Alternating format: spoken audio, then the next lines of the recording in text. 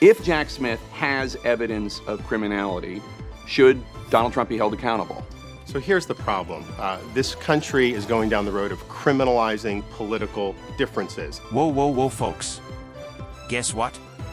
Florida's very own governor, Ron DeSantis, did the unexpected and broke bread with the other side. Yes, you heard it right. He sat for an interview with none other than CNN. Quite a leap, don't you think, considering his usual tango partners are on the more conservative end, like our pals at Fox News? Now here's where it gets juicy. You see, DeSantis is hot on Trump's heels in the polls.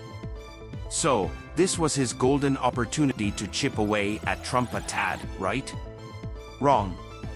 Our man, DeSantis, was tightrope walking, cautious not to ruffle Trump, and even more importantly, his ardent followers, who DeSantis might be counting on to rally round him someday. There he was, in sunny South Carolina, in a tête-à-tête with CNN's Jake Tapper. And of course, Tapper brought up the elephant in the room, Trump. If there's evidence of criminality, should Trump be put in the hot seat? Tapper quizzed. DeSantis hit back with a dilemma: we're now criminalizing political differences.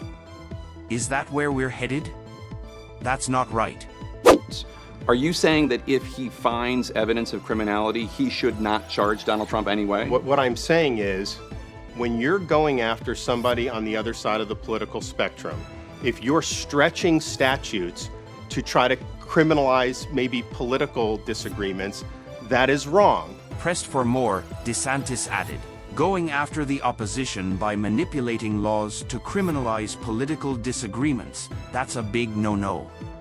This is conjecture, mind you, but it feels like we're using the justice system instead of the ballot box to settle political scores.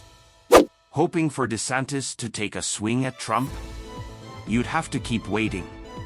His most critical statement that day was that Trump could have been more forceful when his supporters attacked the Capitol. To Tapper, he said, let's not dwell on what happened 4 years ago in a presidential race. Let's move forward, not backward. I hope Trump isn't charged. It wouldn't be good for the country. I'm the nominee. We'll be able to focus on President Biden's failures, and I'll be able to articulate a positive vision for the future. I don't think it serves us good to have a presidential election focused on what happened 4 years ago in January. And so I want to focus on looking forward. I don't want to look back. I do not want to see him. I hope he doesn't get charged. I don't think it'll be good for the country. Now, if you followed DeSantis' political journey or his term as Florida's governor, you'd notice a recurring theme: his battle against wokeness. Heck, in a recent speech, he mentioned woke 5 times in 20 seconds. But to Tapper, he confessed, not everyone gets what wokeness is. Sure, I've explained it, but many who rail against it can't even define it. We fight the woke in the legislature. We fight the woke in the schools. We fight the woke in the corporations. We will never, ever surrender to the woke mob. Not everyone really knows what wokeness is. I mean, I've defined it, but a lot of people who rail against wokeness can't even define it. And there you have it. His campaign, running on something most people can't define, is currently not doing so well. CNN's Steve Contorno and Kit Maher highlight this disconnect, pointing out that DeSantis may be zeroing in too much on the conservative factions of his party. The interview with Tapper didn't produce any fireworks, but it did reveal that even DeSantis knows many can't define woke. Tapper covered a range of topics, including DeSantis' take on foreign policy, his campaign, and abortion. He may be criticized for going easy on DeSantis, but he did pose tough questions without turning the interview into a battlefield.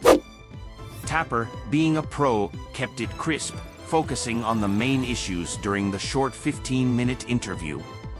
Could he have grilled DeSantis more? Probably, but he didn't have all day. It remains to be seen if this interview will give DeSantis a leg up. I doubt it. But one thing's for sure, DeSantis has stepped out of his comfort zone. So grab some popcorn, my friends, the show is just getting started.